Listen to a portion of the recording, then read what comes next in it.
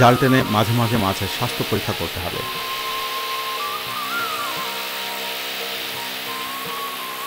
বিক্রির উপযোগী মাছ ধরে ফেলতে হবে যেন অপেক্ষাকৃত ছোট মাছগুলো বড় হওয়ার সুযোগ পায়।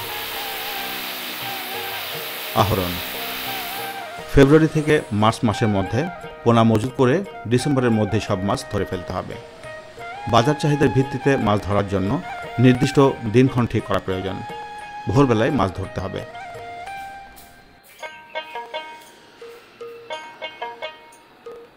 উৎপাদন: মৎস্য অধিদপ্তরের আওতায় বাস্তবায়নাধীন national agricultural technology project NATP কর্তৃক প্রদর্শিত এই পদ্ধতিতে একর প্রতি মাছের উৎপাদন 4 থেকে 5 টন পাওয়া সম্ভব। সম্ভাব্য উৎপাদন ব্যয়, আয় ও মুনাফা: জলায়তন 1 একর এবং সময়কাল 8 থেকে 9 মাসে। এলাকা ভেদে ইজারা মূল্য ও উপকরণ মূল্যের পার্থক্যের জন্য ব্যয়, আয় ও মুনাফা কম বেশি হতে পারে। ইজারা মূল্য পুকুর প্রস্তুতি